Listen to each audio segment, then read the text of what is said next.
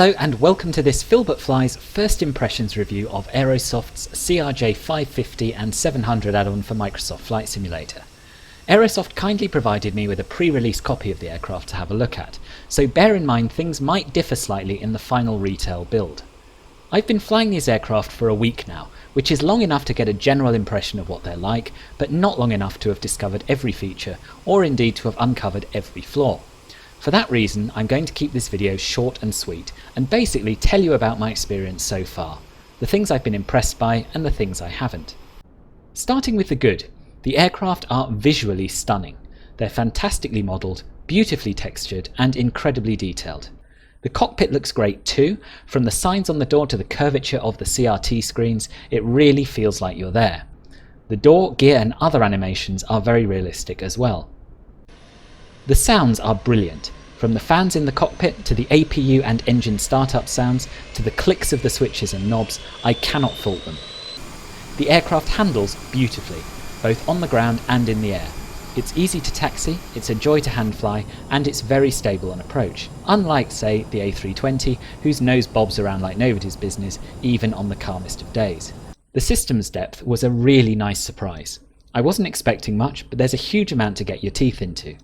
All the ICAS pages are modelled, the FMS is pretty complete, and the included manuals provide all the information you need to learn to fly the aircraft properly. You could almost say that it's no, that's too controversial, I'm not going to finish that sentence. The EFB is a really useful tool. It provides easy access to your checklists, a page to set up your fuel and payload, and from which to get your performance data, a page from which to operate the doors, connect ground power and air units, set and remove the chocks and load preset states, a maintenance page, and 2 options pages to let you set the aircraft up how you want it. Which brings me on to the things I haven't liked so much. Remember, I've been using a pre-release build, so it's possible that some of these things will have been fixed in the release version. Also bear in mind that I don't fly these things for real, so my impression is based on what I would expect the aircraft to do from my simming experience. I found that, when using the takeoff speeds calculated by the EFB, the aircraft really doesn't want to fly at VR. So I have a hunch that the V-speed calculation isn't that accurate. I also think it's a real shame that there's no way to calculate a flex takeoff temperature. Sometimes the autopilot really doesn't like making turns in nav mode. I've sped this clip up to make it clearer what I'm talking about. We've just made a right turn and the aircraft first turned too far, then overcorrected and is now banking back and forth to try and get back on course.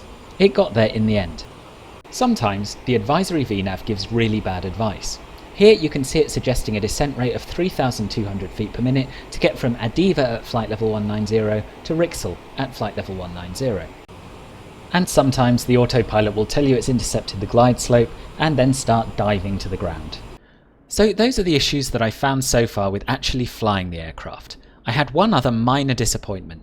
As you can see, the aircraft have brilliantly modelled cabins, but there are no preset views included to enable you to appreciate them or to look out the windows, which seems a bit of a missed opportunity.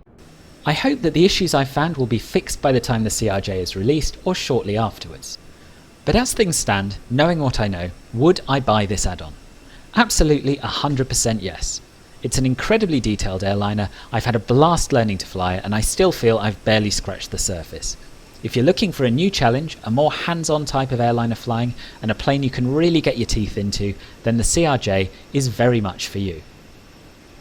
I hope you found this first impressions review useful. If you have, please give it a thumbs up and subscribe to my channel. There's plenty of CRJ content on there already, with more to come, alongside my other Microsoft Flight Simulator videos and live streams. Thank you for watching, and I hope to see you again soon here on Philbert Flies. Bye bye.